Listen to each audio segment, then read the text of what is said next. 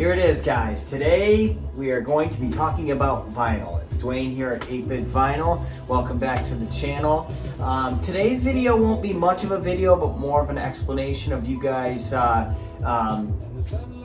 have inquired me to talk about my vinyl, have some information to give you guys how I got into vinyl, and some shout outs to some of the community that have been so supportive of the channel, who's been requesting me to talk about vinyl. This video is for you. So retro arcade music man out there, this video is for you. DKOG73 is another huge supporter of the channel. Unqualified Critics, Jason at the Third Floor Arcade, and a new guy I just met, Off Grid Arcade, that I just subscribed to. Definitely check out all their channels, and there's a bunch of others out there that have been so supportive. Thank you. So I wanted to break this my vinyl collection down, how I got it, how I got into vinyl, and kind of was morphed into it. And then we'll talk about some tips and tricks on how I go shopping for vinyl, kind of off the record, and shops that I go to here around New England, with the exception of maybe not New York City, but I've been to several of those. And then the last thing I want to talk about is what I play my vinyl on, what I suggest to play it on. Of course, you guys can play it on anything you want, but just my experiences with that. Okay, so how did I get into vinyl? I've been into vinyl for as long as I can possibly remember. My parents are product of the 50s, meaning that my dad graduated high school in 1961, my mother graduated high school in 1965. So they definitely were born and raised through the entire 50s. My dad, as literally an older adolescent kid, 5th, 6th, 7th, 8th grade, collected 45 records with all of his spare money, and still has that collection to this day. He's collected just about every one-hit wonder that was back in the 50s, every label that made an Elvis Presley, and he even has some original 45 labels from the Beatles that were made in Europe and in the United States.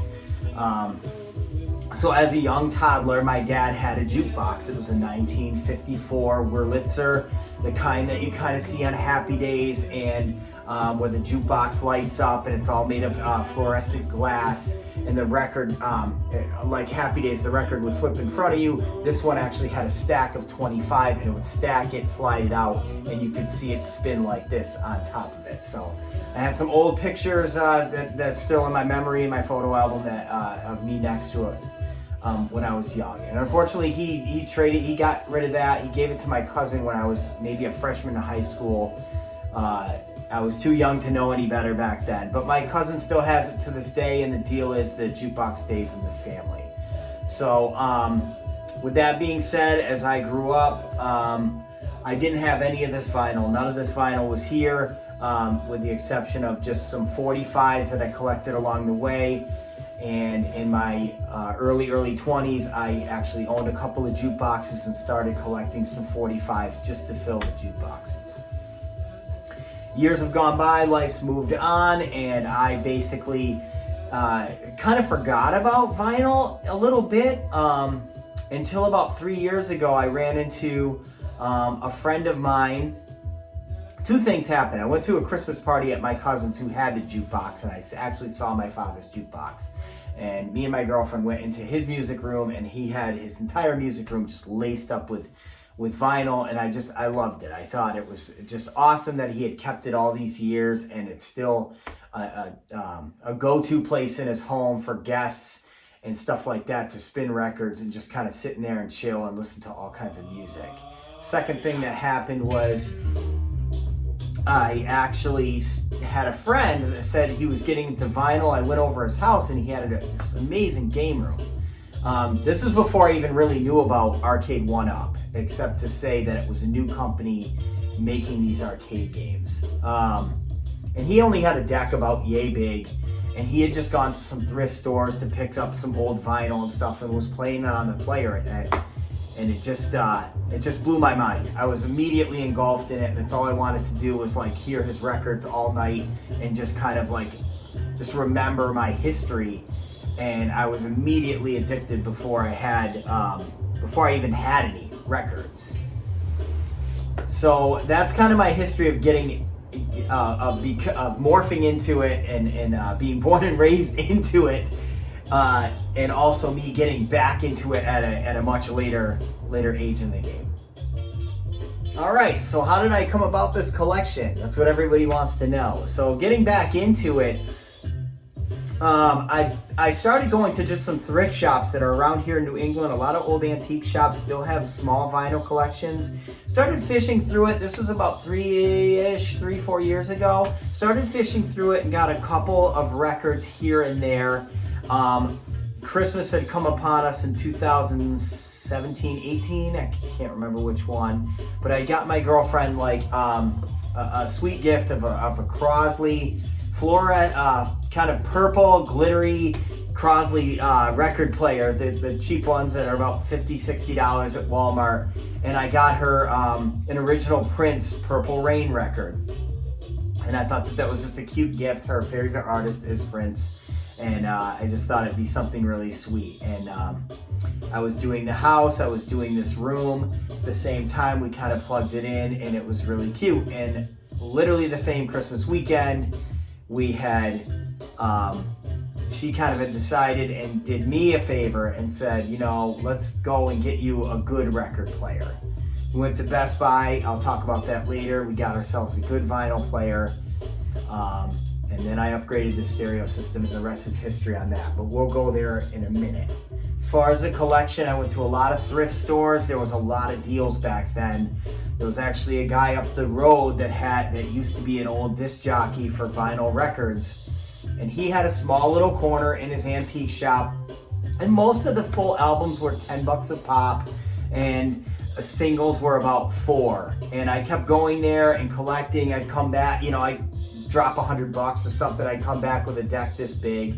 And my initial thing was, obviously, I just wanted to get greatest hits albums, something I could put on there. I didn't have to go back to the player. I didn't have to spin the record 100 times. Could just let it ride and hang out with guests and stuff at the house, have some beers, shoot some pool, that kind of thing. But then, of course, your addiction kicks in. I'm an 80s kid, so before you know it, I was looking at, getting just about every 80s one-hit wonder. And then it kind of morphed into, okay, I love the 90s club stuff. He had a bunch of stuff in the back of his barn that I hadn't seen in any other place, and still this day. I'm sure it's out west, I'm sure it's in the big cities, but I didn't see a lot of it. It was all 90s club hits, as early as Stevie B, Technotronic, Ace of Base, Crystal Waters, Rosella, I mean, you name it. Like all those songs that were back then in the club of late 80s, early 90s that I just remember. CNC Music Factory, stuff like that. And then once I started to get that, I really, really enjoyed it. I started getting into some old school hip hop. A lot of hip hop back then, from the disc jockeys in the 90s when I would go to clubs. They just had singles. They didn't really have full albums. So I went around and started discovering all these different shops. There's of course the mass produced chain stores like Bull Moose Records, and stuff like that, which do carry some of this stuff, but they don't really have all the vintage. They're more into reissuing, which is great because a lot of the stuff you can't find anymore.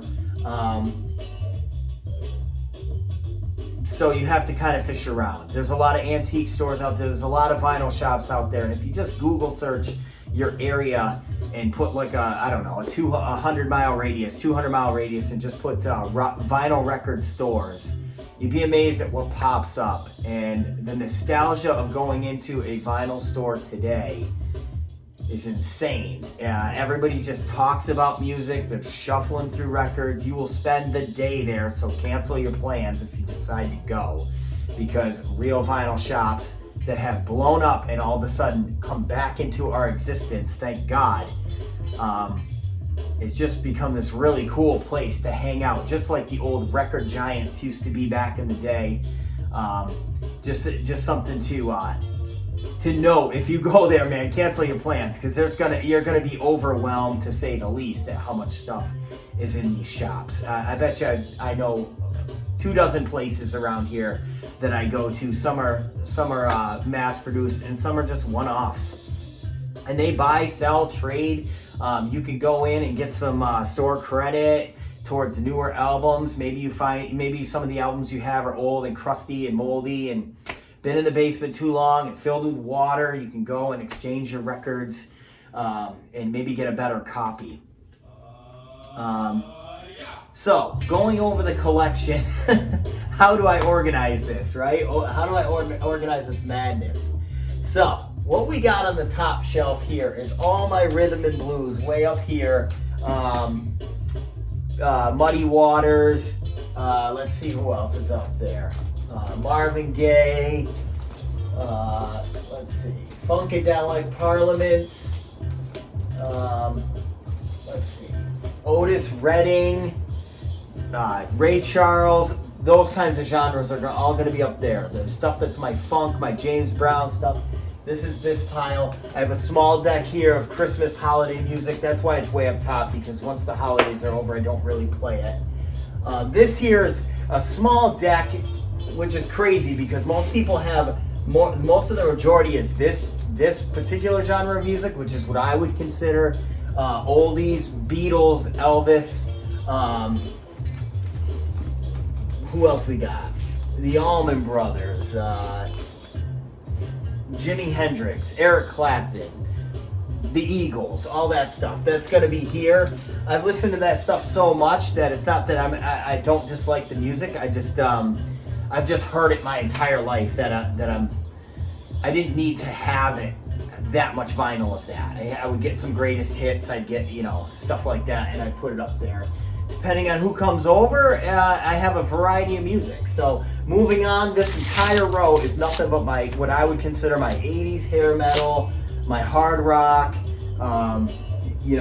Warrants, Rats, Def Leppards, Bon Jovis, Motley Crues, Slaughters, anything like that. Metallica, Aerosmith, it's all going to be up there.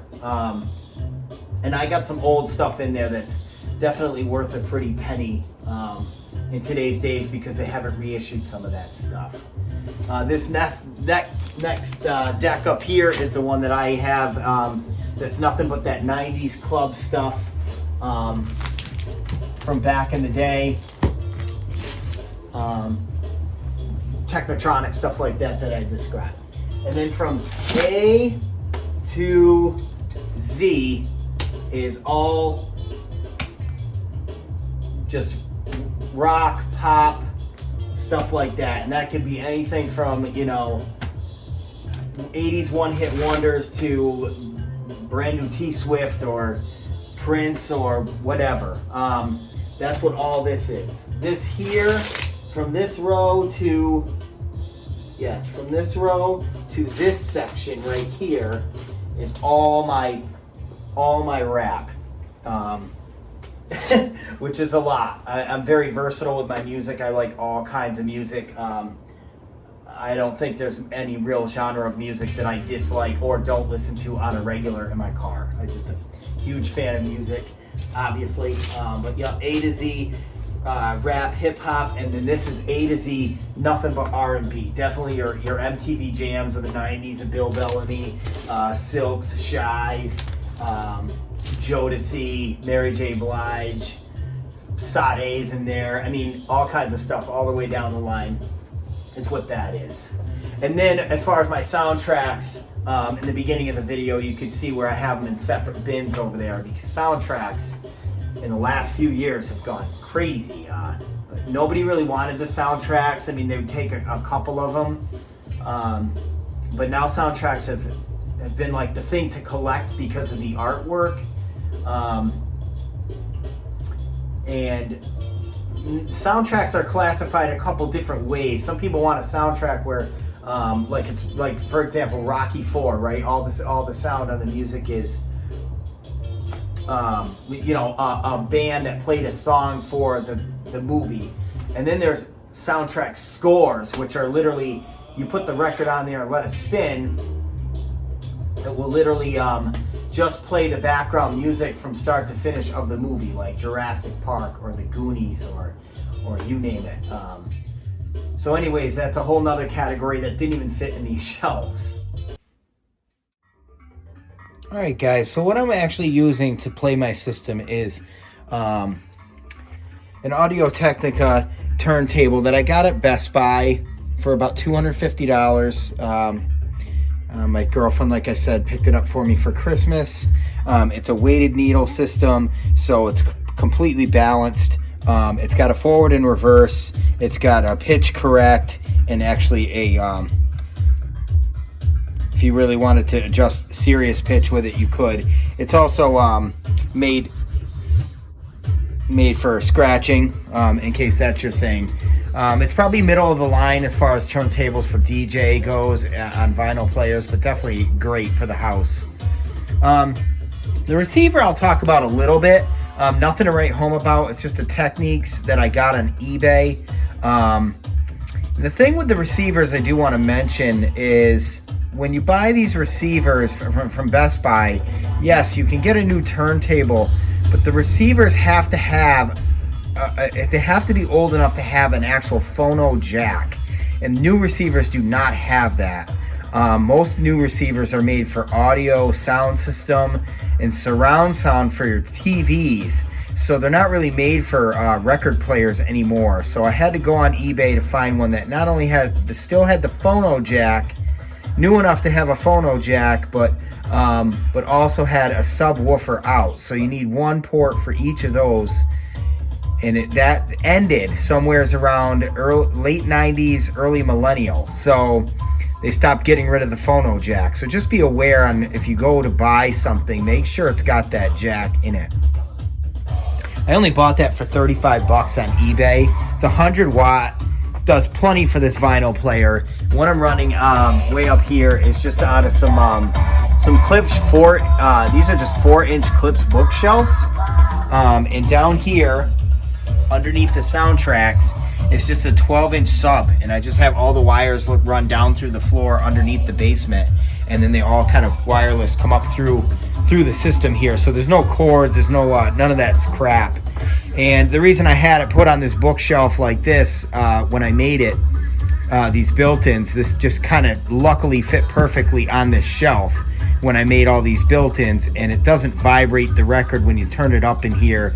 You start dancing around, and the club really starts popping and jumping and getting loud in here.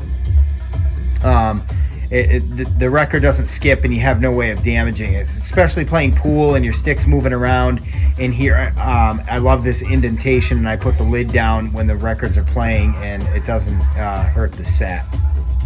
People can basically play anything that they want on this vinyl player. I put a little light there just for some ambiance of it. But they can play anything they want on their record player. You could get something just rather inexpensive at Walmart or a department store like a Crosley and be just good with it. But I wanted it to really feel full. And some of these records that you put on, especially rock and roll, when you put these on and they're cleaned and they're well taken care of, and you turn this system up, it literally feels like you're at the concert. It's just a whole nother kind of experience, and really intrigues you into just really loving vinyl even more than you already did, in case you were getting into this. All right, so the last things I wanted to just mention are tips and tricks, and this is kind of off the record and from my own personal experiences. If you're getting into vinyl, I think it's fantastic. Some things to note just from my experiences, and I have no discrimination toward this, but I have noticed when you go to certain vinyl shops, not records, not chain stores, but certain vinyl shops, it says a lot about how the vinyl is priced per the owner. So what I mean by that is when you start getting relationships with the owners, you can always tell what music they like, because usually all those vinyls are priced high. I go to some of these podunk places in the backwoods, and of course all that classic rock and 80s hair metal is through the roof, $50 a record all the way up to $150 for a vinyl, depending. And then you'll go to the city and that stuff is a deal. Nobody wants it in the city.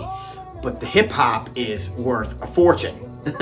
So if I go back here and he's got one or two of those hip hop records, they usually give them away for a dime. So it's just something to just keep in the back of your mind and keeping your mouth shut. So like if you want certain stuff, I just am always very vague and say, I'm just browsing around, just looking around, you know.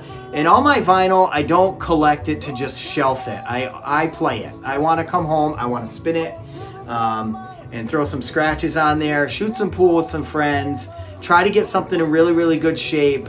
And obviously I got this set up for the vinyl because I really wanted it to sound good. I didn't want it to sound like mom and pop's old crickly crackly kind of thing, and you're putting an old record on there and you're like, yeah, it's cool, but you know, I can see why times have changed. You put something on there good, the vinyl's really, really clean, it's been cleaned well, taken care of well, it's not all warped, and you put it on a player, it will blow your hair back. So, anyways, that's about all I have to say for this video. I hope that you enjoyed the video. More of a tutorial, just you guys getting to know me and me getting to be a little closer to the retro community. Thanks again, guys, for all the support. I'm Dwayne at 8-Bit Vinyl. If there's any other questions about vinyl, please let me know. I don't think this is going to change my channel or anything like that. It's just a lot of interest went into this, so I thought I'd at least do a little tutorial and a little experience with my vinyl collection. If you're into vinyl, please let me know how your experiences have been. I would love to hear about it. And I'm just a fan of all kinds of music. And please like, subscribe to the channel. And you guys keep on gaming, keep on playing this retro stuff. Bring back the good old days of innocence and fun, and when we had a whole lot less to worry about. Thanks again, guys, and I'll see you guys next time.